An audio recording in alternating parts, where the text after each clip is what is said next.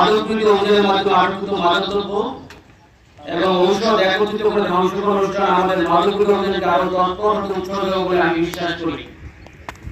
উল্লেখিত সময় চোরাচালান অভিযানে বয়স্ক পেটের প্রতি বিভিন্ন প্রকার ফ্যাসিলিটি, মদ, গাঁজা, ইয়াবা, হেরোইন, কোকেন, ক্রিস্টাল ডাইস, LSD, Viagra tablet, tapentadol tablet, ভারতীয় ঔষধ এবং বাংলাদেশি ঔষধ আটক করা হয়েছে। বয়স্ক পেটের সর্বদা মাদক পাচার রোধে জিরো টলারেন্স নীতি বজায় রেখে কাজ করছে এবং এর সাথে জড়িত ব্যক্তিদের কোনো ছাড় দেওয়া হচ্ছে না। আজ অনুষ্ঠানে জনসংখ্য মাদকদ্রব্য ও ঔষধের পরিমাণে আপনাদের জ্ঞাতার্থে উপস্থাপন করছি।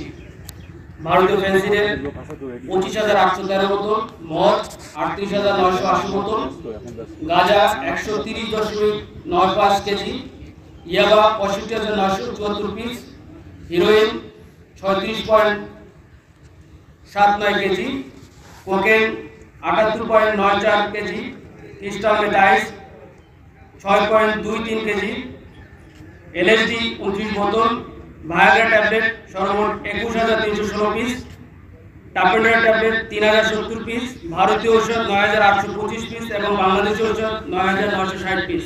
এলএমই সার্টিফাইড বিশ্বসেরা কপারে তৈরি ওয়ালটন কেবলস, যা আপনার স্থাপনাকে রাখবে সব সময় নিরাপদ। এই সকল জব্দকৃত মাদকদ্রব্য এবং ঔষধের আনুমানিক মূল্য 119,64,83,202 টাকা। আমরা সকলে অবহিত রয়েছি যে সীমান্ত অবস্থানত একটি ডিউটি অন্য ডিউটির দূরত্ব প্রায় 4 থেকে 6 কিলোমিটার, কোনো কোনো ক্ষেত্রে এই দূরত্ব আরও বেশি। বিউপিতে নিয়োজিত 18 থেকে 20 জন বিজিবি সদস্যের পক্ষে এই 4 থেকে 6 কিলোমিটার এলাকা নিশ্চিতভাবে পাহাড় দেওয়া খুবই দুরূহ ব্যাপার। তা সত্ত্বেও অত্যন্ত ক্ষতিকর মাদকের প্রভাব থেকে দেশ এবং জাতিকে মুক্ত করার জন্য আমাদের প্রচেষ্টা নিরলসভাবে অব্যাহত রয়েছে।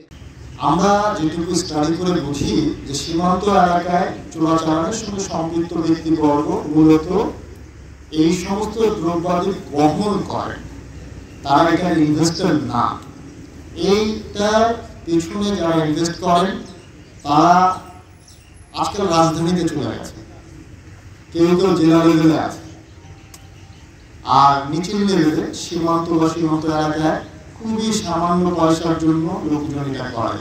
যে সমস্ত লোকজনকে আমরা অ্যারেস্ট করতে সমর্থ হয়েছি বিভিন্ন সময়ে, তাদের বক্তব্য মোতাবেক এটা বহন করার জন্য তিনি 200 টাকা, 300 টাকা, 500 টাকা এর চেয়ে বেশি পান না। বা সার্বিকভাবে পুরো চেইনটা যিনি কন্ট্রোল করেন তিনি আর্থিকভাবে বেনিফিটেড হন, তিনি সমাজের দায়িত্বশীল মহলের সঙ্গে যোগাযোগ রাখেন, কথা বসা করেন। এ কারণে আমি প্রশাসনের ব্যক্তিদের বিশেষ করে প্রশাসন এবং জেলা প্রশাসনের কাছে অনুরোধ রাখবো, তাদের প্রশাসনের বিভিন্ন ধরনের টুলস ব্যবহার করে এই ধরনের কর্মকাণ্ডের সঙ্গে সম্পৃক্ত ব্যক্তিবর্গদের আইডেন্টিফাই করে তাদেরকে অ্যারেস্ট করতে উদ্যোগ নেওয়ার জন্য, সো দ্যাট এই ধরনের চোরাচালান কার্যক্রমই যাতে না হয়।